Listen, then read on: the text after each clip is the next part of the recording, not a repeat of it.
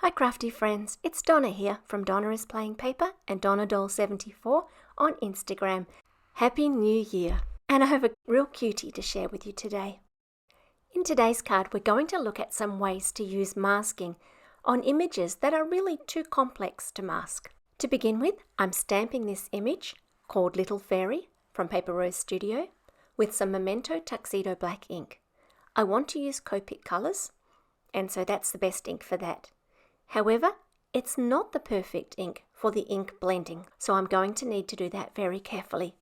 Once my image is stamped, I'm laying down some removable tape. This is a roll of removable labelling tape from Post-it, and I'm just using the ink that's left on my stamp to mark a light image onto this. The tape is a little narrower than my image, so I'm just putting two pieces together. Then I'm going to cut out just the larger elements of this image and mask those. I know that I'm going to use light blue for my ink blending, and so I'm not too worried about the stems and the leaves. A little bit of a blue undercoat to those won't make any difference.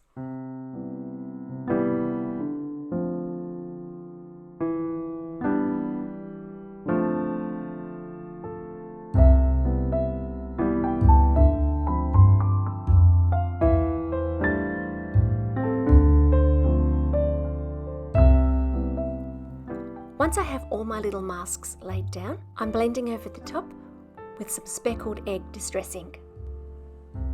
This is a nice light blue-grey colour, which is actually one of my favourite colours for card making and for life. I then want to add some spatter. I'm going to mix some Paper Rose Liquid Sparkle with some silver paint and then spatter that over my image. I mainly want the spatter around the outside, so I'm just putting another very rough and ready mask over the main part of my image. Once that's done, then there's the magic of peeling back the masks.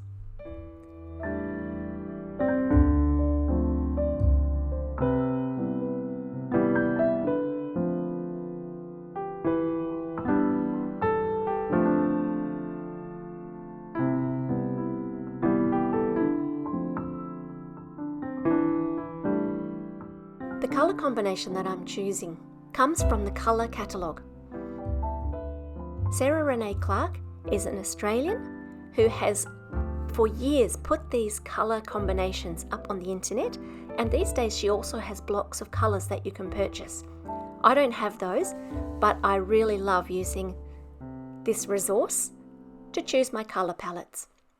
And so what I'm going to try to do today is stick pretty much exactly to the colours there, with minimal shading and bringing in of other colours. That means I'm going to have to work hard to make my flowers different colours, because I'm going to be using these same three pinks for all of them. And so I'm going to show you a petal or two of each of those flowers, because I've used a different combination of colours in different proportions, and also using different blending techniques for each of the flowers to make them look as different as I can. For the first flower, rather than blending, I've made sweeping strokes to give some texture to the petals.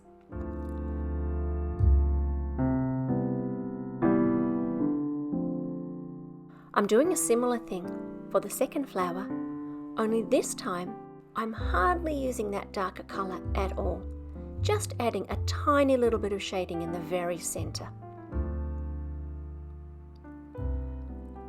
Also, once I've done that, I'm going back over with my lightest colour to blend back those lines so that I don't have any sharp lines remaining.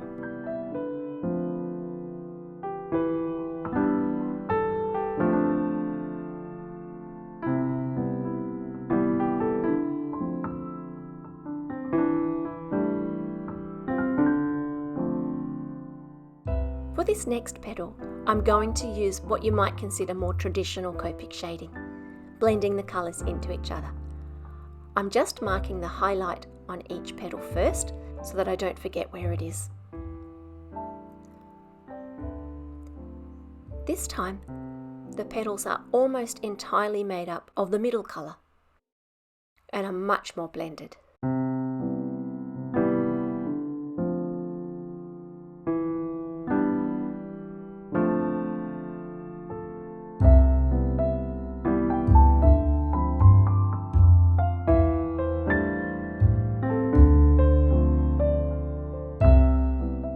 There were a couple of little spots where my mask didn't quite do the job, but it's easy to cover those, either with a little bit of pencil or a matching marker. You'll see there that I used the BG70. I actually went back later with some BG72 because I think it was still just a little bit pale. But that way I was able to hide any tiny little misses that I had.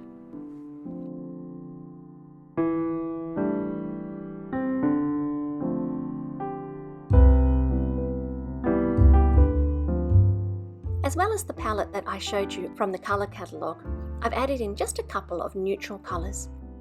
Some greys for the spots on the ladybird and a couple of other places, and also some light colours in that E grouping for this fairy's skin. While I colour, I'll give you a little bit of music from our resident music creator, Darcy Lewis Music.